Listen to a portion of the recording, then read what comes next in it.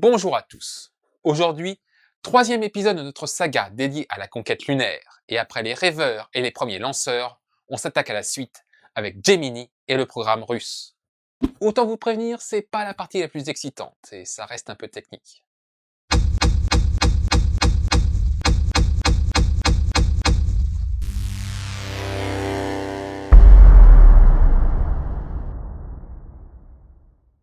On l'a vu, les soviétiques ont pris une avance considérable. Ils ont envoyé le premier satellite, envoyé le premier animal, envoyé le premier homme dans l'espace, et ils disposent du meilleur lanceur de l'histoire, la R7. Et ils vont pousser leur avantage. En 1963, l'URSS annule le programme Vostok et lance Voskhod, une capsule permettant d'embarquer jusqu'à 3 cosmonautes. 2 vols ont lieu. Le premier avec 3 passagers le 12 octobre 1964 et le second avec seulement 2 personnes le 18 mars 1965. Mais ce deuxième vol permet à Alexei Leonov d'effectuer la première sortie extravéhiculaire de l'histoire. Avec son scaphandre, il sort de la capsule et reste une douzaine de minutes à l'extérieur. Sauf que les ingénieurs, sans expérience forcément, n'ont pas correctement pris en compte la dilatation de la combinaison due à la pression intérieure. Le scaphandre a trop gonflé, et Leonov ne parvient pas à rentrer dans la capsule.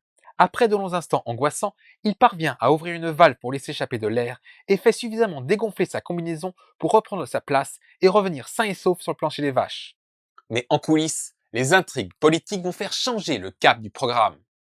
Quelques jours après le premier vol de Voskhod, entre le 14 et le 16 octobre, Léonid Brejnev et quelques hauts dirigeants du Parti communiste déposent Khrouchtchev et prennent le contrôle de l'URSS. Concernant le programme spatial, ils annulent Voskhod qui semble ne rien pouvoir apporter de plus et décident de préparer un vaisseau plus avancé, capable d'atteindre également la Lune. Alors que Voskhod était le successeur naturel de Vostok et n'avait pour but que d'envoyer des hommes faire un tour en l'air, la future capsule devra aller se poser sur un autre astre et revenir. Sauf que créer une nouvelle capsule ne se fait pas en un jour, et aucun Russe ne retrouve l'espace avant presque 2 ans. Un délai que vont exploiter les Américains qui vont mettre les moyens.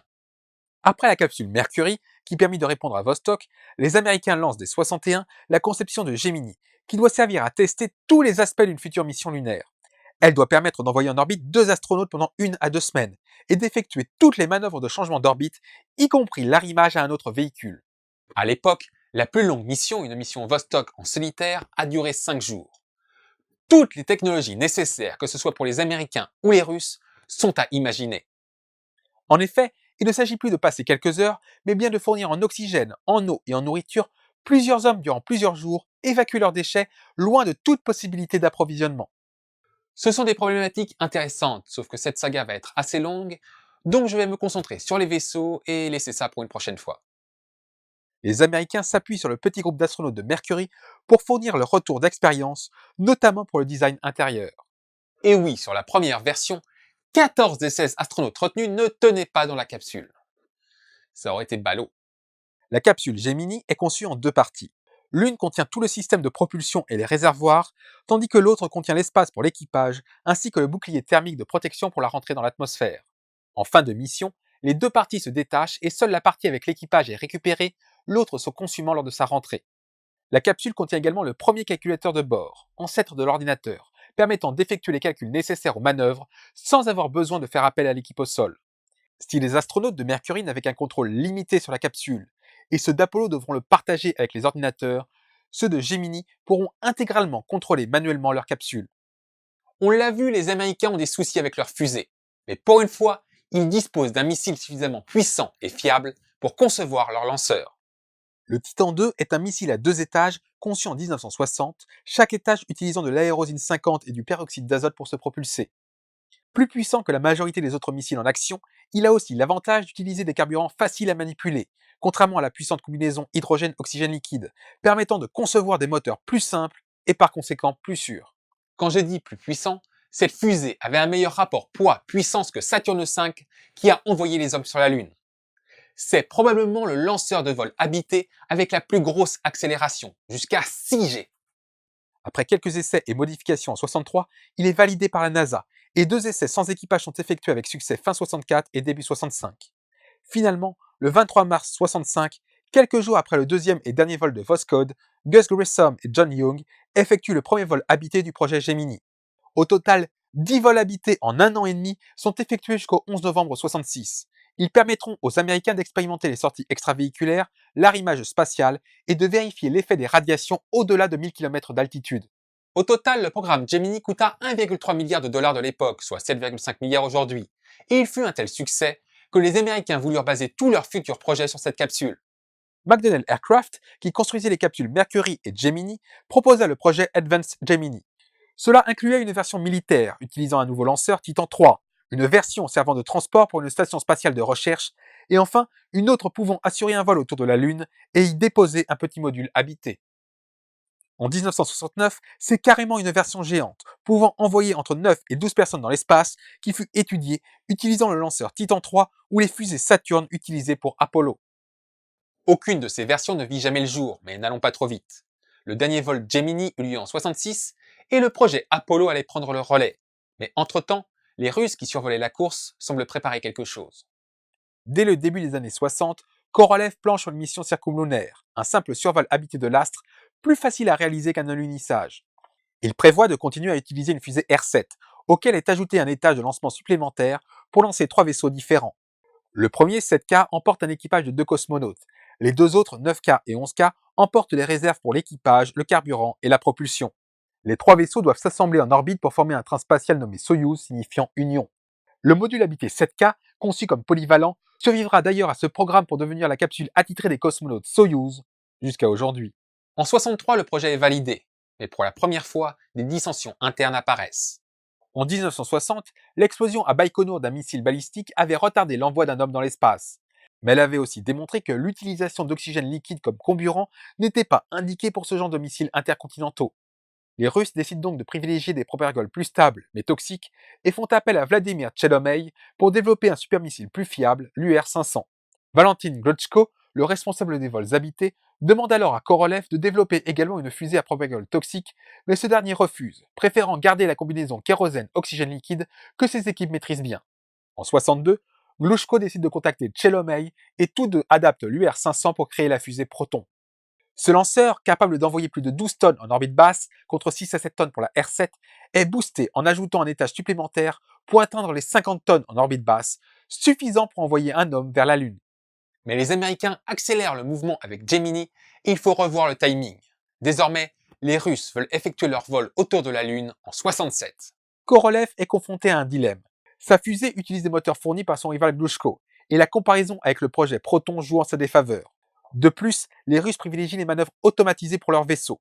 Contrairement aux Américains, ils ne laissent pas l'équipage le soin d'assurer les manœuvres, en partie pour des raisons idéologiques, et tout doit être calculé à l'avance, rendant tout rendez-vous orbital complexe à mettre en œuvre. Il faut donc privilégier l'envoi d'un seul vaisseau entier d'un coup, plutôt que 3 séparément. Il décide de ressortir du placard son lanceur lourd N1, à l'étude depuis 1960 et capable d'envoyer 72 tonnes en orbite basse. Sauf que Glushko et Tchelomey ne l'entendent pas de cette oreille et ont un argument de poids. La fusée Proton est modulaire. De base, elle peut lancer des vaisseaux plus lourds que la R7 et l'étage supplémentaire peut être testé séparément alors que la N1 est conçue comme un lanceur lourd unique et ne peut être testé que dans son intégralité. Et je sens que c'est un peu le bordel, donc détaillons chacun des 2 projets en commençant par la Proton. Dans ce lanceur, on trouve un premier étage à 6 boosters et un deuxième étage à 3 puis 4 boosters, utilisant chacun du diméthylhydrazine et du peroxyde d'azote. Un troisième étage, utilisant 3 moteurs dérivés du premier étage, permet de placer un train lunaire LK-700 en orbite. Ce train comporte 3 étages de propulsion assurant son accélération vers la Lune, un étage de contrôle de trajectoire assurant les manœuvres autour de la Lune, et un étage comprenant une capsule pour l'équipage et l'atterrisseur lunaire. Mais ce lanceur va essuyer plusieurs déconvenues. Les premiers tirs sont des échecs. Plusieurs sondes ratent leur cible. 6 fusées explosent au sol et des dépressurisations des modules inhabités rendent tout vol avec équipage trop risqué. En juillet 68, après un énième échec, le cosmonaute Alexei Leonov dira « C'est bien ce mois que nous aurions dû effectuer le premier survol de la Lune. Quant à l'atterrissage, on ne le croit plus réalisable, faute de moyens. » Mais les Russes sont persuadés que les Américains échoueront, et une tentative habitée est prévue en décembre 68. Équipage et fusées sont prêts à Baïkonour le 12 décembre, mais l'ordre n'arrive jamais. On repousse à juillet 69, mais au final le projet Proton LK est annulé. Les responsables soviétiques se rendent à l'évidence. Les vols habités automatisés sont voués à l'échec. Trop d'aléas sont à prévoir pour un voyage lunaire. Et concernant les vols pilotés, les capsules Soyouz ne seront disponibles que tard dans l'année 69 et les Américains maîtrisent déjà la technologie. En cette fin d'année 68, le constat est amer. Les Américains ont une chance de gagner la course, mais les Russes doutent de la réussite d'Apollo. Si le projet de faire un tour de la Lune avec la Proton est enterré, il reste l'espoir d'un alunissage avec la N1. Désormais, les Russes visent l'année 70. Si le projet Proton LK est connu des Américains, il reste officiellement un projet de vol robotisé, sans perspective habitée, même si personne n'est vraiment dupe. En effet, les Russes continuent d'affirmer que l'avenir de l'exploration scientifique ne passe pas par l'homme. Et accessoirement, ils ne passent pas trop pour des branques avec tous leurs échecs. Pour le projet N1, il faut carrément attendre la chute du communisme au début des années 90 pour que le reste du monde apprenne son existence. Cette fois, le projet de Korolev a pris du poids, passant de 72 à 95 tonnes de charge utile en 67. Le premier étage est composé de 30 moteurs coordonnés, le deuxième 8 moteurs, le troisième 4 moteurs et le quatrième étage un seul moteur pour propulser le train spatial. Ce dernier, nommé L3 ou LOK, est basé sur le capsule Soyouz et comprend 3 parties. Un module de service comportant les moteurs de correction de trajectoire, un module orbital pour 2 personnes et un module d'alunissage que le cosmonaute désigné doit atteindre en effectuant une sortie extravéhiculaire. Sauf que Korolev décède en 66, laissant le projet se développer comme un poulet sans tête. À la toute fin de décembre 68, les Américains prennent de court les Russes et effectuent un vol autour de la Lune avec Apollo 8 comme nous le verrons dans la prochaine vidéo. Début 69, les Soviétiques décident d'effectuer un alunissage et les premiers pas lunaires d'un cosmonaute pour l'anniversaire de la révolution d'octobre 10 mois plus tard, sauf que la N1 n'a jamais volé. Le 21 février, un premier vol d'essai complet est programmé. Au bout de 10 secondes, le système de contrôle éteint plusieurs moteurs pour effectuer une correction de trajectoire. Mais une minute plus tard, une canalisation d'oxygène liquide se détache à cause des vibrations, déclenchant un incendie qui détruit les commandes. Les moteurs s'arrêtent et le système de sauvegarde propulse le train lunaire, vide au loin. Après de longues heures de discussion, il est décidé que si le deuxième vol est un succès, le troisième effectuera un vol circumlunaire habité et le quatrième posera un soviétique sur la Lune. Ils pensent encore avoir une marge sur les Américains qui n'ont pas encore testé leur train complet, ce qui sera fait 2 semaines plus tard avec Apollo 9. En mai, Apollo 10 approche le sol sans se poser. Les Russes restent persuadés que la prudence américaine leur permettra de les devancer. Bon, ils prévoient quand même une autre mission pour fêter la révolution d'octobre, avec l'envoi en orbite de 3 Soyouz habités en même temps. Le 3 juillet, une nouvelle N1 est placée sur le pas de tir. Sauf que quelques secondes après la mise à feu, un débris détruit la pompe à oxygène d'un moteur et la fusée explose, détruisant totalement son pas de tir. L'explosion est équivalente à une bombe de 10 kilotonnes. Il faudra 2 ans pour tout reconstruire et moins de 3 semaines après, Apollo 11 se posait sur la Lune. 2 autres N1 seront testés en 71 et 72 sans plus de succès. Le système à 30 moteurs s'est avéré trop complexe à coordonner et le projet lunaire russe, miné par les conflits internes et les choix technologiques discutables, est définitivement mis à la poubelle en 76, remplacé par les stations spatiales et les missions automatisées.